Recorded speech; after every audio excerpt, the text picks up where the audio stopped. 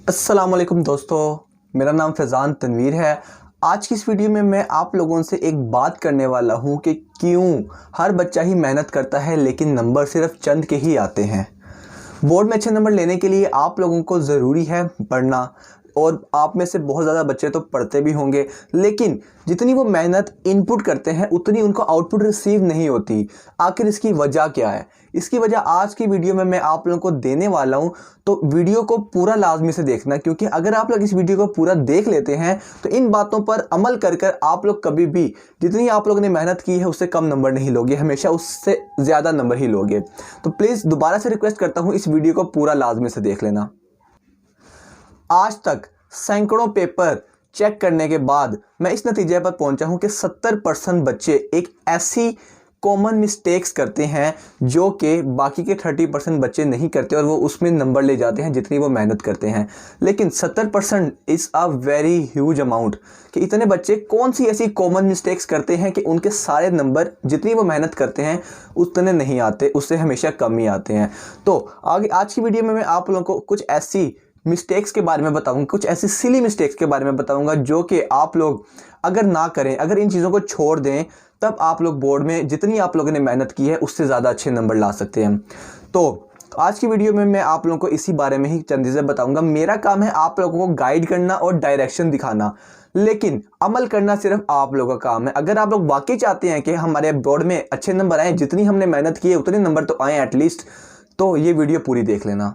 तो चलते हैं सीधा वीडियो की तरफ। सबसे पहली मिस्टेक बच्चे करते होते हैं वो है क्वेश्चंस को रिपीट करना। मैंने आज तक जितने भी पेपर्स चेक किए हैं उसमें से 70% बच्चे ये मिस्टेक लाजमी से करते हैं कि वो जब शॉर्ट क्वेश्चंस का टॉपिक कर रहे होते हैं, सेक्शन नंबर 1 कर रहे होते हैं, उनको कोई सवाल नहीं आता, वो उसको सोचने में टाइम नहीं लगाते। ये चीज़ वो अच्छा काम करते हैं, लेकिन मिस्टेक वो यहाँ पर कर जाते हैं कि वो उस सवाल को छोड़कर सीधा सेक्शन नंबर 2 लॉन्ग क्वेश्चन पर चले जाते हैं और उसके सारे सवाल कर लेते हैं।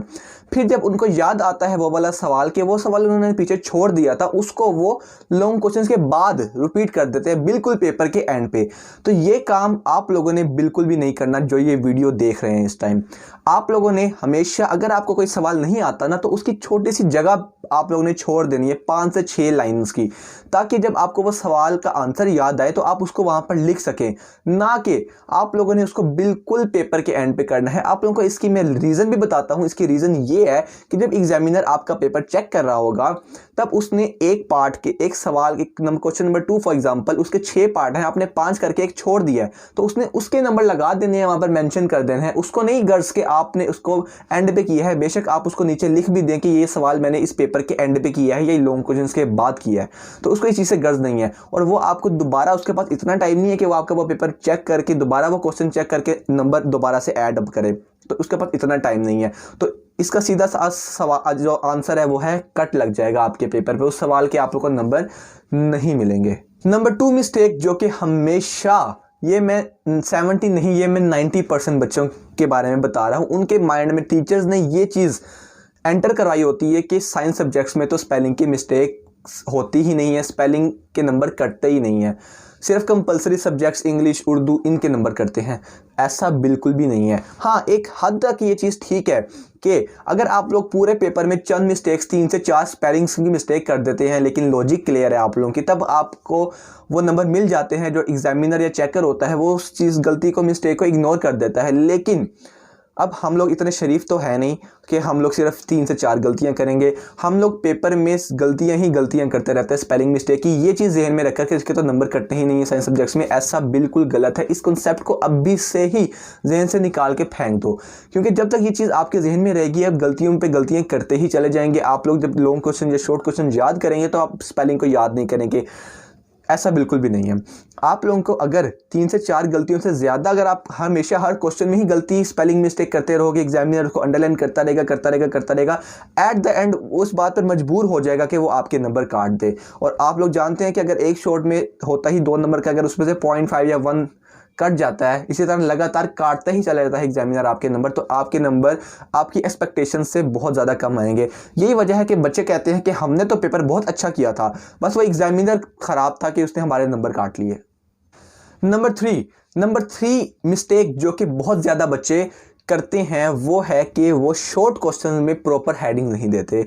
अगर साइंस सब्जेक्ट्स की बात की जाए तो अगर एक डेफिनेशन है तो उस डेफिनेशन की सिर्फ डेफिनेशन ही लिखते हैं, उसका ना कोई फॉर्मूला एंटर करते हैं, ना कोई एग्जांपल देते हैं, ना कोई डायग्राम अगर है तो बनाते हैं। तो ये चीज़ आप लोगों के नंबर्स को काट देती है, क्योंकि जब मैं भी पेपर चेक करता हूँ तो मैं इस चीज़ का खास ख्याल रखता हूँ कि बच्चे ने शॉर्ट क्वेश्चन में दूसरी हेडिंग लाजिम से बनाई हो। एक हेडिंग तो वो होगी जिसका वो सवाल कर रहा है, दूसरी हेडिंग वो होगी जो कि वो उस क्वेश्चन का पार्ट होगी। फॉर एग्जांपल अगर कोई फॉर्मूला है तो फॉर्मूले की हेडिंग, एग्जांपल है तो एग्जांपल की हेडिंग, डायग्राम है तो डायग्राम की हेडिंग।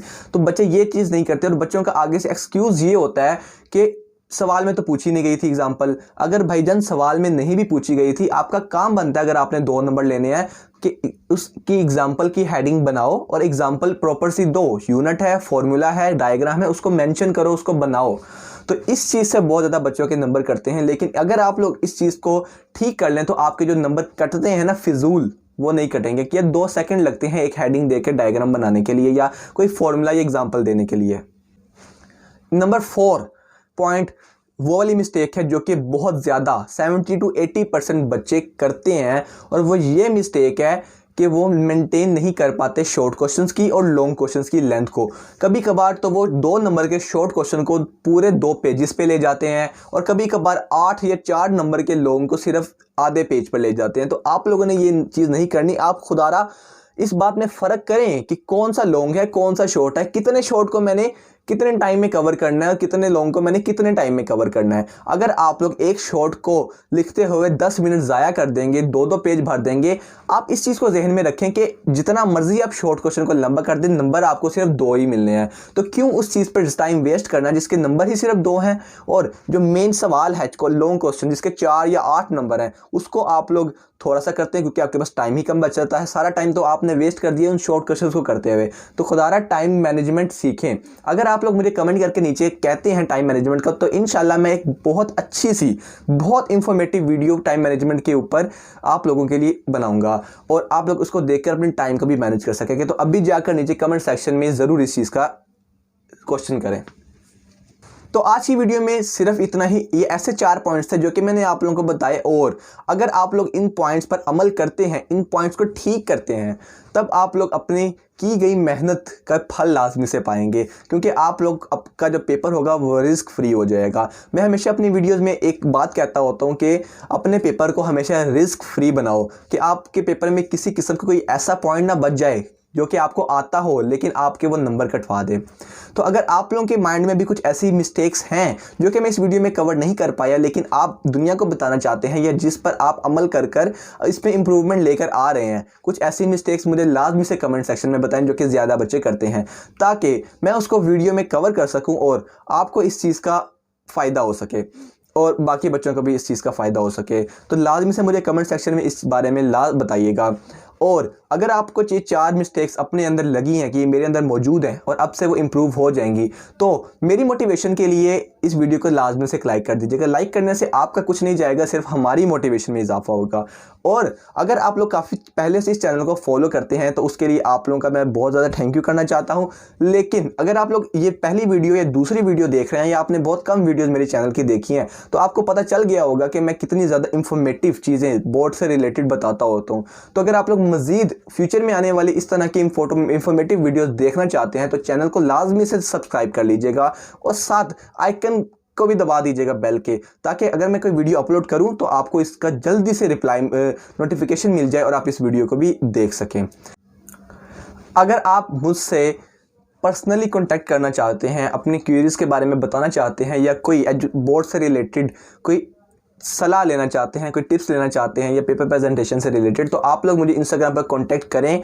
अगर मुझे आप लोगों के बातों में दम लगा या आप लोग वाकई ही अपने पेपर को इम्प्रूव करना चाहते हैं, अपने मार्क्स को, तो मैं आप लोगों को अपना पर्सनल कांटेक्ट नंबर भी लाजमी से दूंगा। तो अभी जाए नीचे इंस्टाग्राम का भी लिंक मौजूद है, FT प्रेजेंटेशन और फिजान तनवीर, दोनों लिंक है, आप मुझे किसी पर भी DM कर सकते हैं और लाजमी उसको भी फॉलो कर लीजिएगा। अपना बहुत सा ख्याल रखें, दुआओं में याद रखें। अल्लाह हाफिज़।